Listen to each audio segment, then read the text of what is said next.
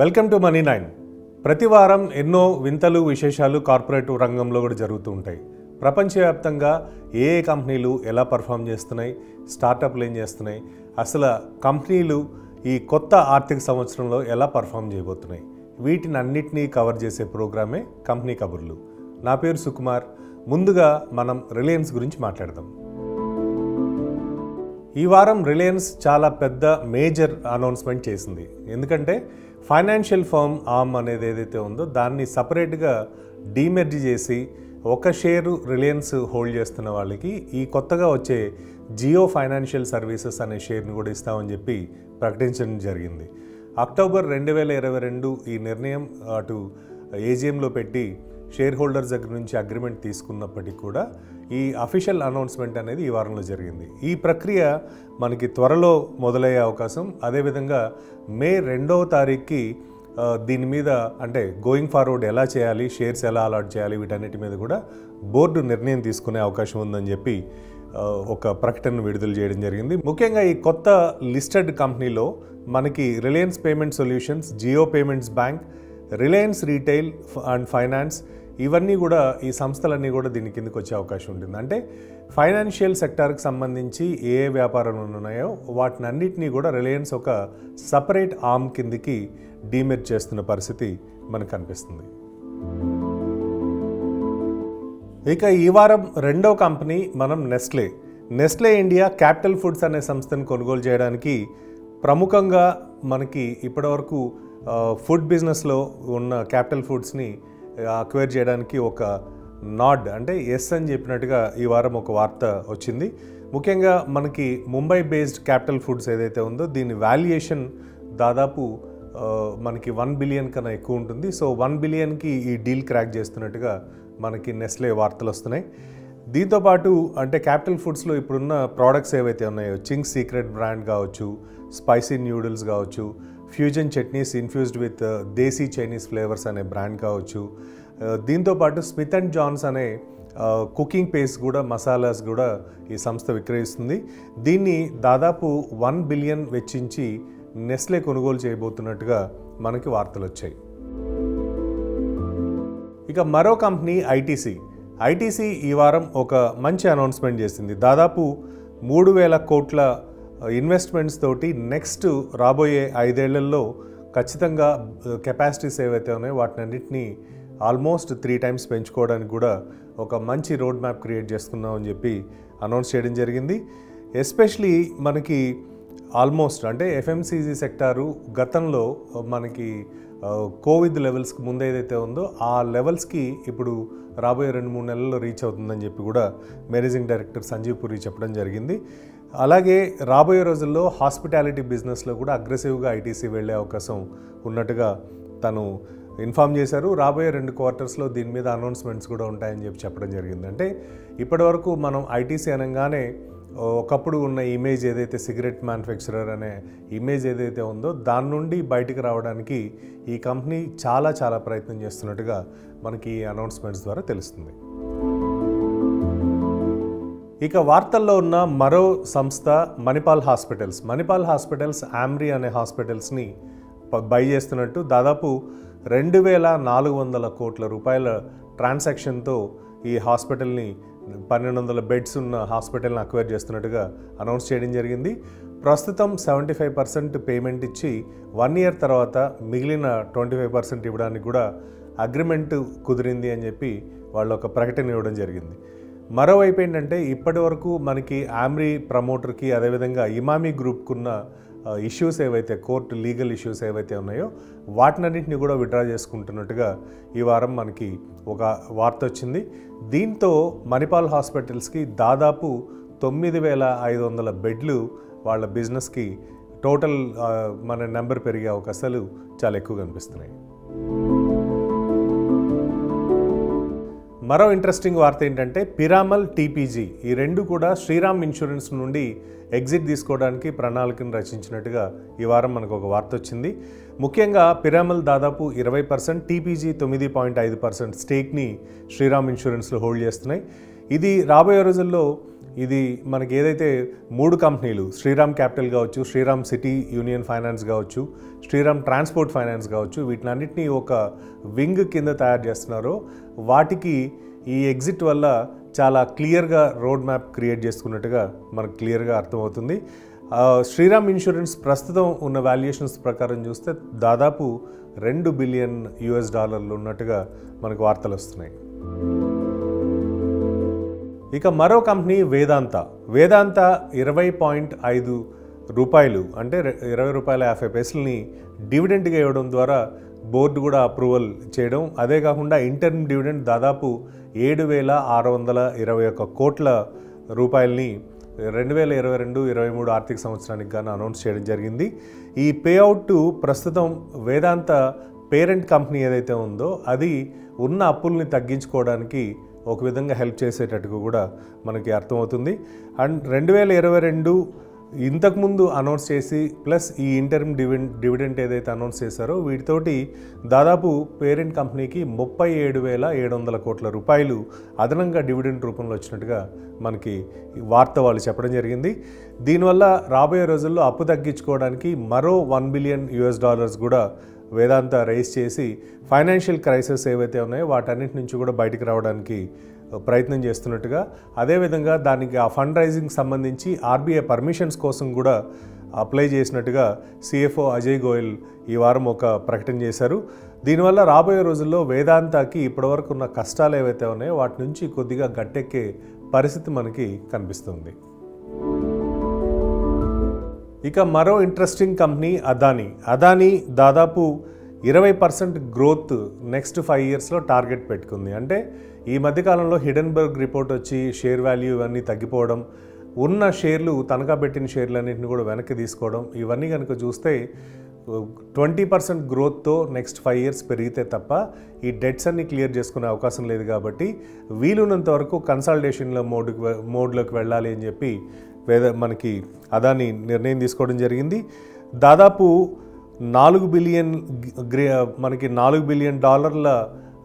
Project అయిన green ఫీల్డ్ని కూడా విత్డ్రా చేసుకుని రాబోయే రోజుల్లో ఈ ముంద్రాలో ఏదైతే ప్లాన్ చేశారో దాన్ని కాన్సన్ట్రేషన్ మొత్తం కూడా పవరు, పోర్ట్స్, గ్రీన్ ఎనర్జీ ఏవైతే ఉన్నాయో ఫ్రంట్ రన్నింగ్ ఆల్రెడీ ఉన్న బిజినెస్ల మీద బాగా ఎక్స్పాన్షన్కి వెళ్ళి 20% టార్గెట్ ఏదైతే ఫిక్స్ చేసుకున్నారో దాన్ని కంప్లీట్ చేయడానికి అదానీ బోర్డు నిర్ణయం తీసుకున్నట్టుగా మనకు వార్తలు వస్తున్నాయి.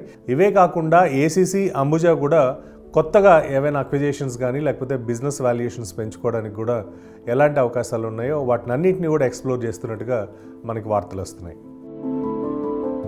హెల్త్ కేర్ సెక్టార్లో మనకి థర్డ్ పార్టీ అడ్మినిస్ట్రేటర్గా ఉన్న మెడి అసిస్ట్ హెల్త్ కేర్ సర్వీసెస్ రక్ష హెల్త్ ఇన్సూరెన్స్ అనే టీపీఏ సంస్థని అక్వైర్ చేయడం జరిగింది.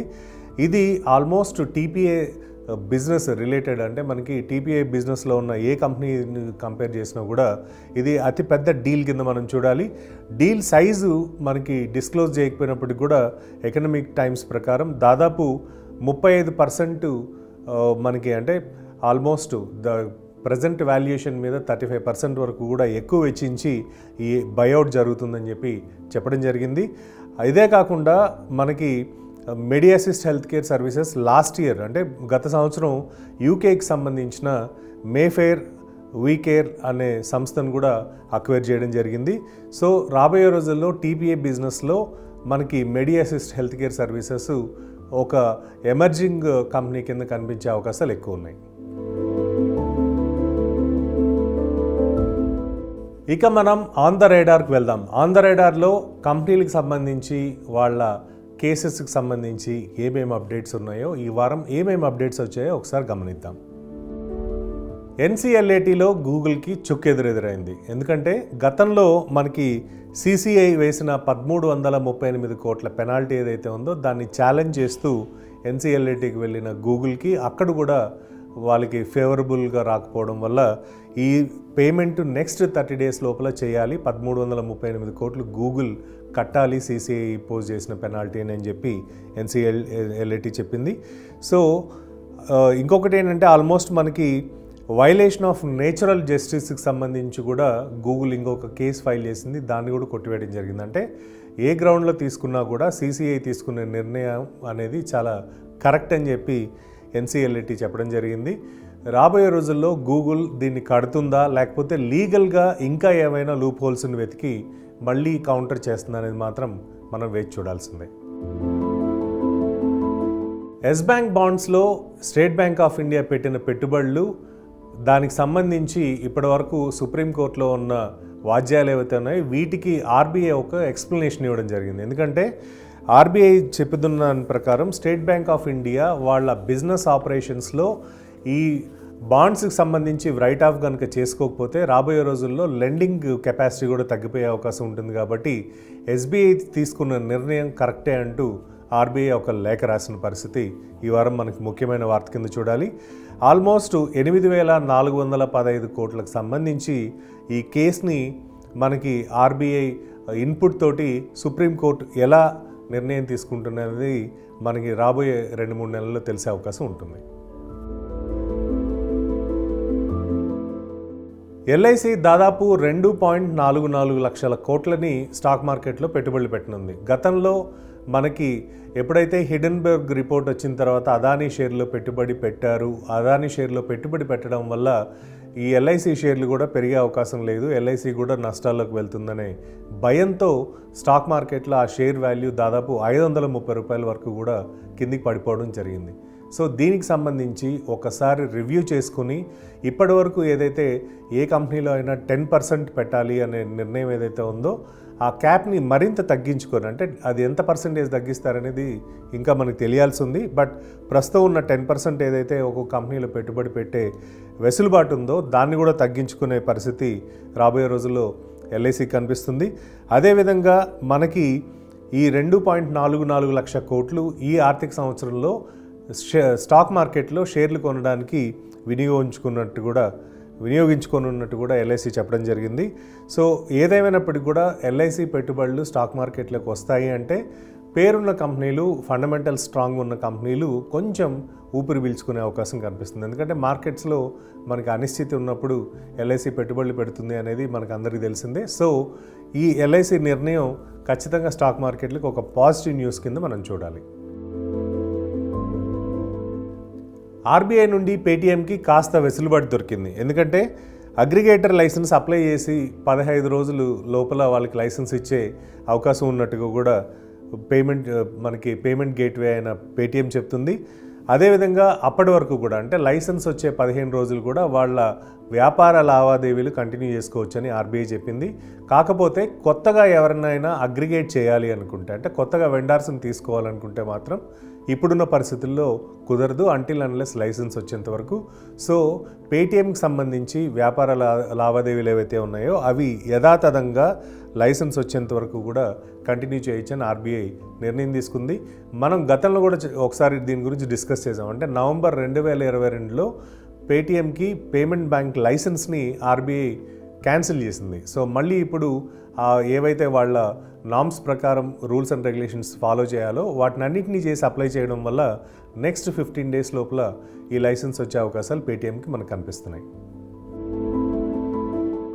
అర్షద్ వార్సీ, మరియా గొర్రేటి ఈ ఇద్దరు కపుల్స్, సెలబ్రిటీ కపుల్స్ ఈ మధ్యకాలంలో ఇన్స్టాగ్రామ్, యూట్యూబ్ వీటిల్లో సాధన బ్రాడ్కాస్ట్ అనే కంపెనీ గురించి ఈ షేర్లు కొనండి మీరు లక్షాధికారులు అవుతారని చెప్పడంతో చాలామంది వాటిల్లో పెట్టుబడులు పెట్టారు.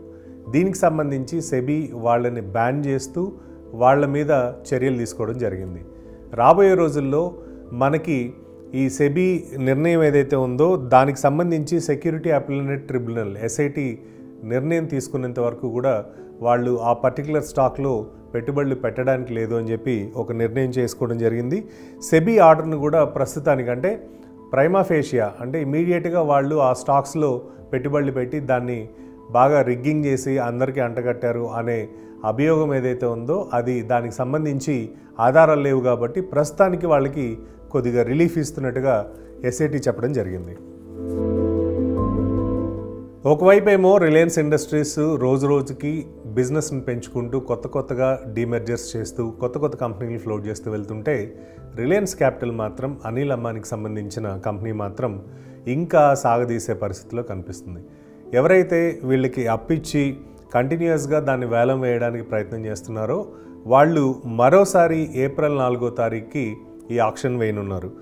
9,000 కోట్ల రూపాయల ట్రాన్సాక్షన్ ఎవరైతే ఆల్రెడీ బిడ్డింగ్ చేశారో, హిందూజా కావచ్చు, మిగిలిన సంస్థలు బిడ్డింగ్కి చేశాయో వాళ్ళు కూడా దాన్ని రివైజ్ చేసే అవకాశం లేదని చెప్పి ఒక ప్రకటన ఇవ్వడం జరిగింది. అట్లీస్ట్ ఈ ఏప్రిల్ 4వ తారీఖుకైనా హిందూజా బిడ్ చేసిన దాని ప్రకారం 9,000 కోట్లకి రిలయన్స్ క్యాపిటల్ వెళ్ళే అవకాశాలు ఉన్నాయా లేదా అనేది మాత్రం ఒక పెద్ద క్వశ్చన్ మార్క్ కింద కనిపిస్తుంది. ఇక పెద్ద కంపెనీల విషయాలన్నీ చూసాం. ఇప్పుడు స్టార్టప్స్ రౌండప్కి వెళ్దాం. స్టార్టప్స్లో ఏం జరుగుతుంది? స్టార్టప్స్లో నిజంగానే 2022 అనేది చాలా వరకు బ్యాడ్ ఫేజ్ని చూసిన స్టార్టప్స్ అన్నీ కనీసం ఈ 3-4 నెలల్లో ఏమైనా ఫండ్స్ రైజ్ చేశాయా అనే కనుక చూస్తే ఏమాత్రం మనకి కొత్తగా ఫండింగ్ వచ్చిన పరిస్థితి అన్ని కంపెనీలకి కనిపించడం లేదు. కొన్ని మాత్రం పర్ఫామ్ చేస్తున్నప్పటికీ మిగిలినవన్నీ కూడా ఎవరైతే ఫండర్స్ ఉన్నారో వాళ్ళ దయాదాక్షిణ్యాల మీద డిపెండ్ అయ్యి వాళ్ళకి సమాధానం చెప్తూ ఉన్న ఎంప్లాయీస్ని తీసేస్తూ ఇలా చాలా వరకు స్టార్టప్స్ ఇబ్బందులు పడుతున్న పరిస్థితి.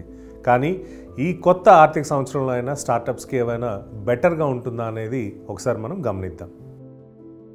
జస్ట్ మనీ అనే పే లేటర్ సంస్థకు సంబంధించి మొబైల్ యాప్ అందరికీ తెలిసి ఉంటుంది. కానీ దీన్ని ఫోన్పే అక్వైర్ చేయాలని చెప్పి గతంలో నిర్ణయం తీసుకొని ఈ వారం జస్ట్ మనీని కొనే అవకాశం లేదు అని చెప్పి వాళ్ళు ఒక పిడుగు లాంటి వార్తని చెప్పడం జరిగింది. ముఖ్యంగా మనకి జస్ట్ బిజినెస్ ఇక్కడ ఇండియాలో, సింగపూర్లో ఈ రెండింటిని కూడా రీవాలిడేట్ చేసుకోవాలి.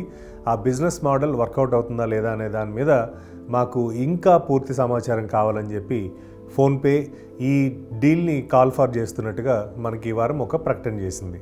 జస్ట్ మనీకి ఇది జస్ట్ మనీలో ఆల్రెడీ ఇన్వెస్ట్ చేసిన వాళ్ళకి వీళ్ళందరికీ కూడా ఒక పెద్ద షాకింగ్ న్యూస్ కింద మనం చూడాలి. ఎడ్యుకేషనల్ టెక్నాలజీ కంపెనీ అన్అకాడమీ మరోసారి ఎంప్లాయీస్ దాదాపు 380 మందిని రిమూవ్ చేసింది. స్టార్టప్ కంపెనీస్లో ఈ రిమూవ్ చేసేది అంటే లే ఆఫ్ చేసే పరంపర ఇంకా కొనసాగుతున్నట్టుగానే మనకు అనిపిస్తుంది.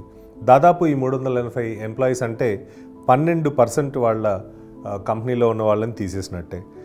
ఏప్రిల్ 2022 నుండి ఇప్పటి వరకు కనుక మనం ఒకసారి చూస్తే ఏప్రిల్లో 600 మందిని, నవంబర్లో 350 మందిని, ప్రస్తుతం 380 మందిని ఈ కంపెనీ రిమూవ్ చేసుకుంటూ వస్తుంది.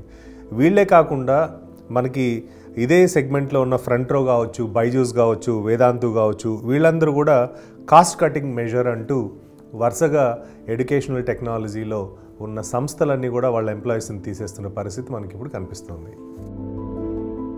ఓయో మార్కెట్లో చేసిన హంగామా అంతా ఇంత కాదు. ఎస్పెషలీ ఐపీఓ ఫైల్ చేసినప్పుడు కూడా ఇంత వాల్యుయేషన్స్లో ఐపీఓ ఎలా నడుస్తుంది, ఎలా సబ్స్క్రైబ్ అవుతుందని చెప్పి అందరూ ముక్కును వేలేసుకున్న పరిస్థితి. కానీ ఇప్పుడు అది సేలబుల్ అమౌంట్ కాదు, మనకి ఈ ఐపీఓలో పెట్టుబడులు వచ్చే అవకాశాలు తక్కువ ఉంటాయని నిర్ణయం తీసుకుని రితీష్ అగర్వాల్ ఎవరైతే ఓయో ఫౌండర్ ఉన్నాడో ఆయన ఐపీఓని సైజ్ డౌన్ చేసుకోవడం, అంటే వాళ్ళు రైజ్ చేసుకోవాలి అని అనుకున్న ఫండ్ ఏదైతే ఉందో అంత అవసరం లేకుండా తగ్గించుకోవడం. బికాజ్ ఆఫ్ మార్కెట్ కండిషన్స్ కూడా అంతగా లేదు కాబట్టి 2/3 ఆఫ్ ద ఐపీఓ అంటే వాళ్ళు ఇంతకుముందు అనుకున్న దాంట్లో దాదాపు 2/3 వరకు కూడా తగ్గించి మళ్ళీ కొత్తగా ఐపీఓ ఫైలింగ్ చేస్తామని చెప్పి ఈ వారం ఒక అనౌన్స్మెంట్ చేయడం జరిగింది.